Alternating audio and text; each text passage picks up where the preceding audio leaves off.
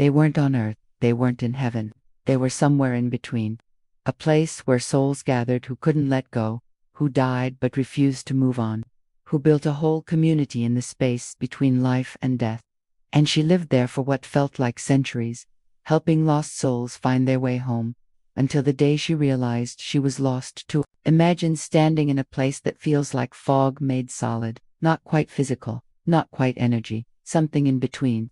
The ground beneath your feet exists, but you can't quite feel it. Buildings surround you, but they flicker. Sometimes they're, sometimes transparent, like reality can't decide if this place is real or not. And the people, the souls walking past, they look human, but something's off. Their edges blur, their faces shift. Some look confused, some look determined, some look like they've been here so long they forgot they're supposed to leave. This is a way station, a holding place, a community of souls who died but didn't cross over, who got stuck in the in-between, and you're one of them. Not visiting, living, because somewhere along the way, you forgot you were supposed to go home to. Her name is Sophia. She's 35, lives in Portland, works as a grief counselor, helps people process loss, helps them move through the stages of grief, helps them let go when they're ready. But Sophia has her own issue with letting go. She holds on to everything. Relationships that ended years ago, jobs she should have quit, friendships that became toxic. She knows she should move on. Everyone tells her to move on, but she can't. There's something in her that refuses to let go, that clings, that stays long after it's time to leave. Her therapist calls it attachment issues. Her friends call it being stubborn. But Sophia knows it's deeper. It's not just psychology, it's something else, something older, something that lives in her bones. And then there are the dreams. She's had them for as long as she can remember. Dreams of being in a strange city, a place that looks real but feels wrong, buildings that don't quite make sense, streets that lead nowhere, and people, so many people, all wandering, all lost, all looking for something they can't find. In the dreams, Sophia isn't a visitor. She works there. She has a job. She helps people. She guides them, shows them the way, points them toward a light they can't see on their own. She's done this work for a long time, maybe forever, maybe longer than she can remember. The dreams feel more real than memories, more vivid than her actual life, and they always leave her with the same feeling, the same knowing. She's been to this place. She's lived in this place. Not in another country, in another dimension. In the space between life and death where souls get stuck.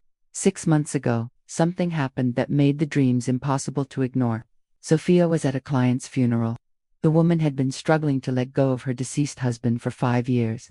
Sophia had been working with her, helping her process, helping her move forward. And finally, the woman died, peacefully, in her sleep. At the funeral, Sophia felt something, a presence. Not one presence. Multiple presences, souls, spirits, entities, whatever you want to call them, all gathered, all watching, all waiting for something. And Sophia could sense them, could feel them, could almost see them, like there was a veil between worlds and it was thinner here, thinner than normal. And on the other side, a whole community, a whole gathering, souls who died but didn't leave, who stayed, who waited, who built their own world in the in-between. Sophia left the funeral shaken, because she recognized that place, that community, that energy, not from the dreams, from experience, from memory, from having been there, having lived there, having worked there, not in this life, in another existence, in a time between times. That's when she found a regression therapist, someone who specialized in between life experiences, someone who could take her not to a past life on Earth, but to other states, other dimensions, other places where consciousness exists beyond physical incarnation. And now she's here, lying in a chair, eyes closed, breathing deep, about to discover the truth, about to remember the place from her dreams, about to visit the lost soul colony where she once lived, and maybe understand why she can't let go of anything in this life. The transition is disorienting. Claire feels herself falling, not down, sideways, through, into a space that doesn't follow normal rules. And then she's standing, but not on solid ground, on something that feels like ground but isn't quite.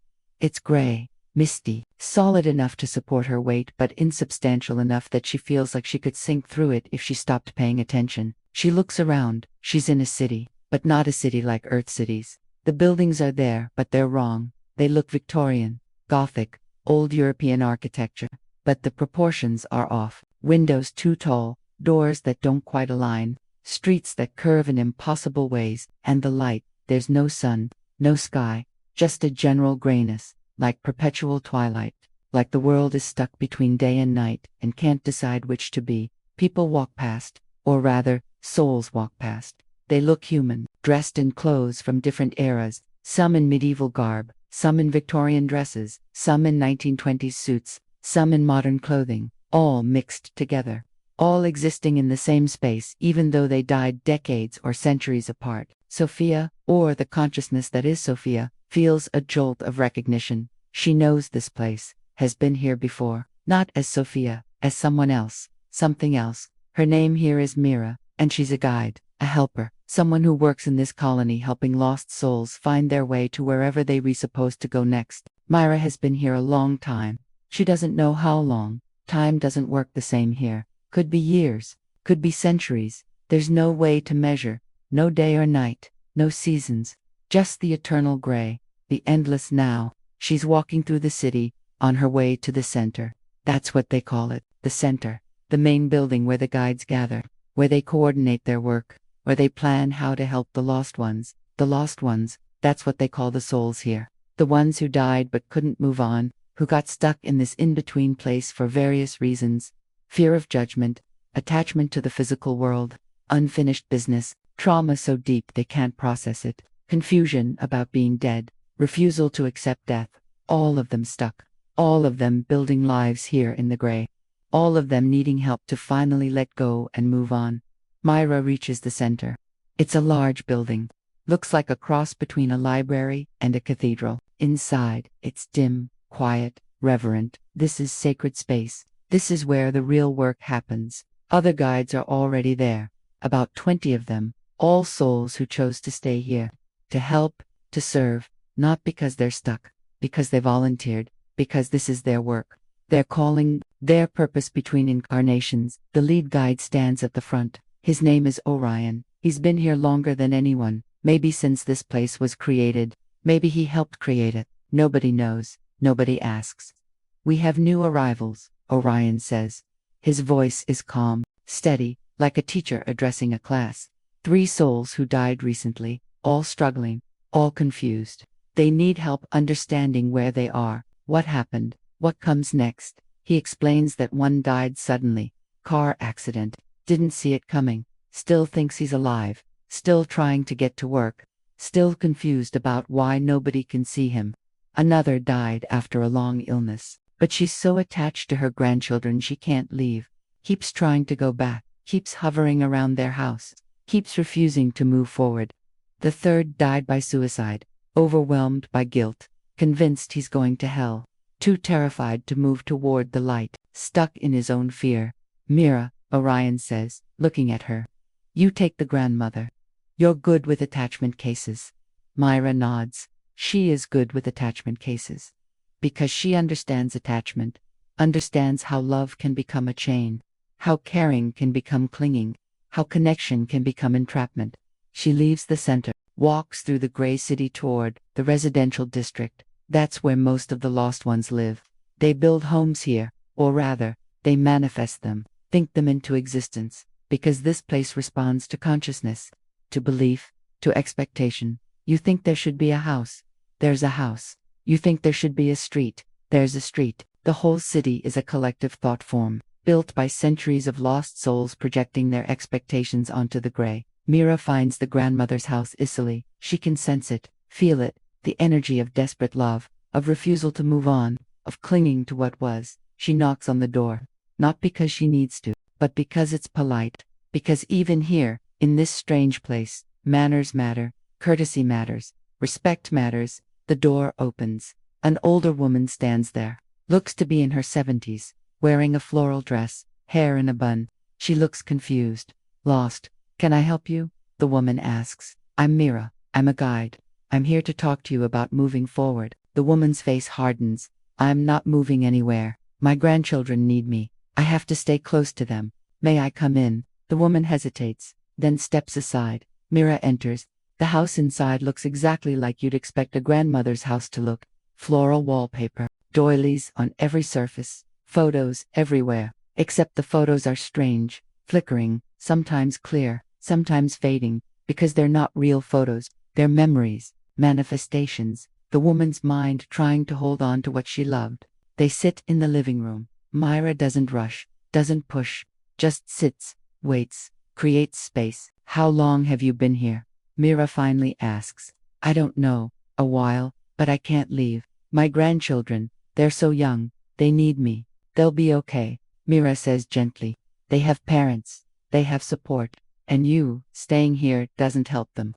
You think you're close to them, but you're not. You're here, in the gray, and they're there. In life, you're not protecting them. You're just delaying your own journey. The woman's eyes fill with tears. But I'm not ready. I'm not ready to let go. Nobody ever feels ready, Mira says. Letting go is hard. It's supposed to be hard. But staying here forever isn't the answer. This place, this colony, it's a way station, not a destination. You're meant to move forward, to cross over, to go to the light, to rest, to heal, to prepare for whatever comes next. What if there's nothing next?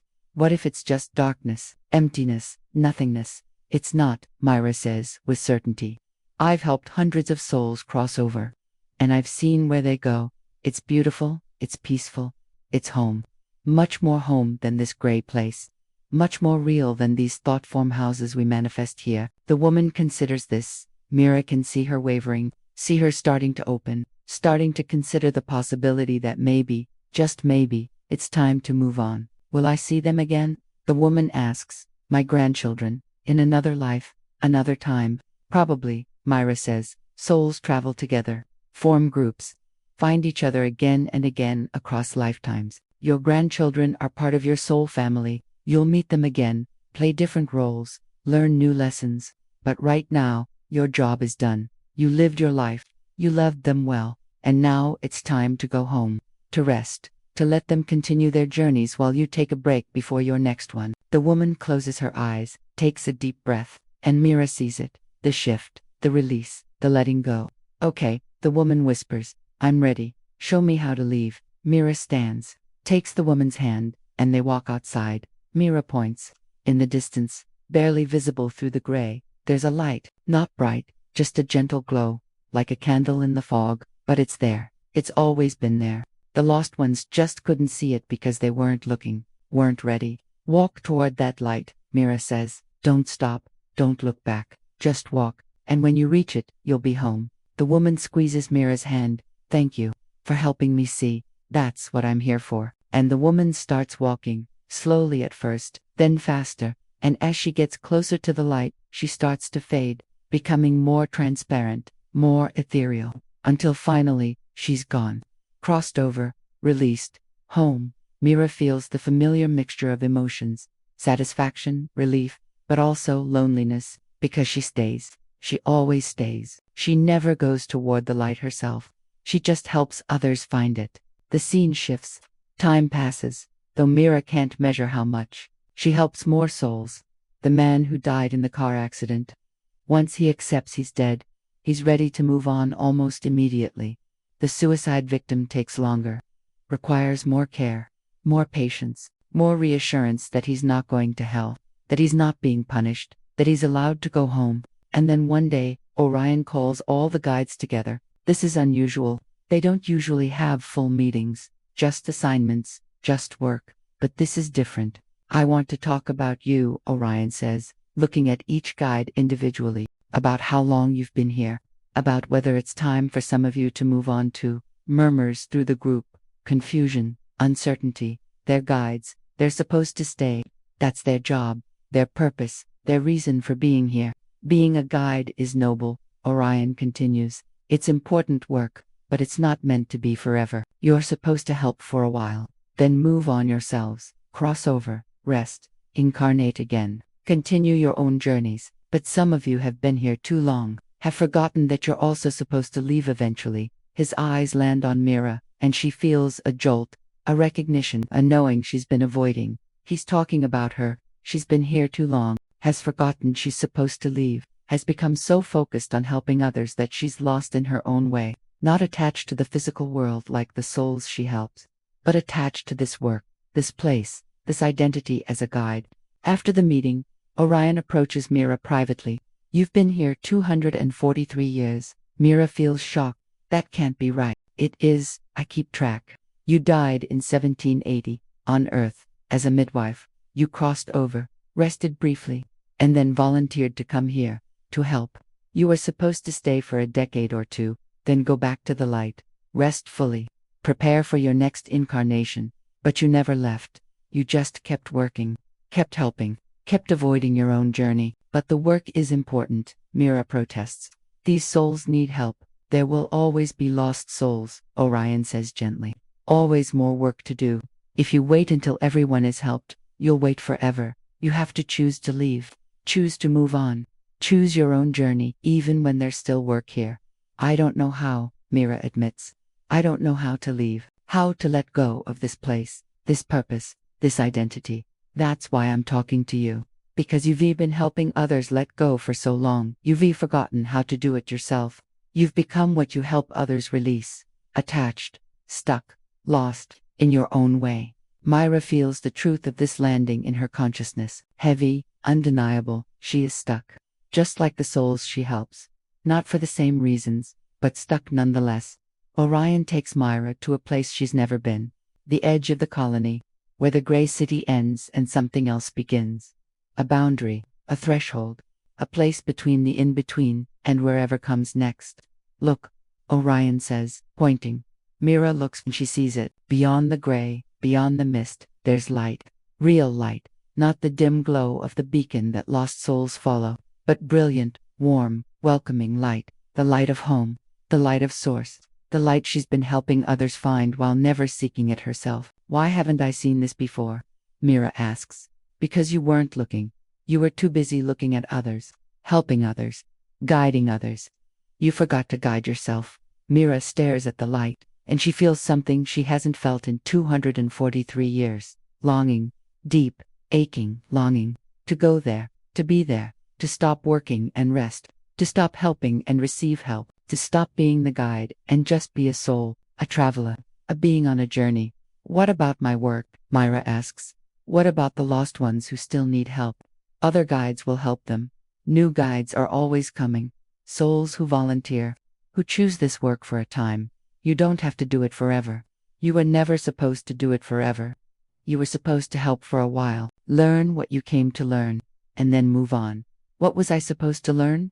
Orion smiles. About service, about helping, about holding space for others, but also about balance. About knowing when to help and when to let go. About understanding that your journey matters too. That you can't sacrifice yourself endlessly for others. That even guides need to go home eventually. Mira feels tears she didn't know she could still cry, because she understands now. She became a guide because in her life as a midwife, she learned to help others, to serve, to assist in transitions. Birth is a transition, death is a transition, and helping lost souls cross over is a transition. She's been doing the same work for hundreds of years, across life and death and in between, helping others transition while never fully transitioning herself. I'm scared, Mira admits. What if I go to the light and I'm not supposed to be there yet? What if I'm not done here? You're done, Orion says with certainty. Trust me, I've been watching. You learned what you came to learn. You served well. You helped hundreds of souls, maybe thousands. And now it's your turn. Your turn to be helped. Your turn to cross over. Your turn to go home. Mira looks at the light again, and she makes a decision. The same decision she's helped countless souls make, to let go, to move forward, to trust that whatever comes next is better than staying stuck in the in-between. Will you walk with me? Mira asks. To the edge, but then you go alone. That's how it works. The crossing is always individual, always personal, always between you and Source. They walk together, through the gray, toward the light. And as they get closer, Mira feels herself changing, becoming lighter, less dense, less attached to this place and this role and this identity. She turns to Orion one last time. Thank you, for everything, for letting me serve here, for teaching me, for showing me it was time to leave. Thank you for your service. for your dedication, for your love. Now go home, rest, and when you're ready, incarnate again. Take what you learned here into your next life, and live it fully, without getting stuck, without holding on too long, without forgetting that journeys are meant to continue, not stall. Myra nods, takes a breath, and steps toward the light. And as she crosses the threshold, she sees it all. Her time in the colony, her work as a guide, her 243 years of service, all of it makes sense now. All of it was teaching her, preparing her, showing her the pattern she needed to break, holding on too long, refusing to move forward, staying in transition instead of completing it. She did it in the colony. And she realizes, as the memories flood back, she's been doing it in every life, every incarnation, always the helper, always the guide, always serving others while neglecting her own journey. And now, finally, she's learning to let go, learning to move on, learning that it's okay to complete things, to finish, to say I'm done now, and move to the next chapter. The light surrounds her, embraces her, welcomes her home, and Mira, or the soul that was Mira, dissolves into it, becoming one with Source, resting, healing, preparing for whatever comes next. Sophia opens her eyes, the therapist's office, present time, but she's crying, deep soulful crying, because she remembers now, remembers Mira, remembers the colony, remembers spending hundreds of years stuck in the in-between helping others while forgetting to help herself. I was a guide, Sophia says through tears. I helped lost souls cross over, but I got stuck there myself, stayed too long, held on to that work because I didn't know how to let go, just like in this life. Just like always. The therapist nods quietly. Tell me what you understand now. I understand why I can't let go of anything, Sophia says. It's a pattern, an ancient pattern. I helped others let go for hundreds of years, but never learned to do it myself. And I carried that into this life. Still holding on, still refusing to move forward, still stuck in my own way. As she talks, things click into place. Her career as a grief counselor, not random, not coincidence. Her soul's way of continuing the work, still helping others through transitions while struggling with her own. Her inability to let go of relationships. That's Mira. That's the guide who stayed 243 years when she should have stayed 20. That's the pattern of holding on too long, of believing her service is more important than her journey. Her attachment to jobs, friendships, situations that no longer serve her. All of it the same pattern, the same refusal to complete things, to move on, to trust that it's okay to leave when it's time to leave. Over the following weeks, Sophia processes the regression, lives with the memory, integrates it into her understanding of herself, and things start to shift. She ends a relationship she's been dragging out for 2 years. A man who's nice but wrong. Wrong for her. Wrong in ways that make every day harder than it should be. She's been holding on because ending things feels like failure, feels like giving up. But now she understands. Ending things isn't failure. Sometimes ending things is completion, is graduation, is honoring that you learned what you came to learn and it's time to move on. She quits a friendship that became toxic years ago. A friend who takes and takes without giving back. Sophia kept trying, kept hoping it would change, kept believing she owed loyalty, but now she sees loyalty to others that comes at the cost of loyalty to yourself isn't loyalty, it's self-abandonment. And she's done abandoning herself. She starts setting boundaries at work, stops taking on everyone else's problems, stops believing she has to fix everything, stops acting like a guide who sacrifices herself for others, because that didn't work in the colony and it doesn't work here. Her colleagues notice. You're different. They say less available, more boundaried. Sophia smiles. I'm learning to let go. Learning that I can help people without losing myself. Learning that my journey matters too. She starts therapy for herself. Real therapy. Not just being the therapist, being the client. Processing her own stuff instead of only processing everyone else's. And it's hard, uncomfortable, vulnerable, but necessary. Her therapist asks the questions Sophia has been asking others for years. Why do you hold on? What are you afraid will happen if you let go? And Sophia answers honestly. I'm afraid I won't matter if I'm not helping. I'm afraid I don't have value beyond what I do for others. I'm afraid that letting go means I failed, that I wasn't good enough, that I should have tried harder. And where did you learn that? The therapist asks. From being Myra, from spending hundreds of years believing my worth came from my service, from forgetting that I'm a soul on a journey, not just a guide for other souls, from getting so lost in helping that I forgot I needed help too. The insight is profound, life-changing, soul-changing. Sophia isn't just a helper, she's a soul, having an experience, learning lessons, growing, evolving, and sometimes the lesson is to stop helping, to let go, to move forward, to trust that others will be okay without her constant intervention. She starts painting again, something she loved as a child but gave up because it felt selfish, because it didn't help anyone. But now she sees, creating helps her, fills her, gives her something she can't get from serving others.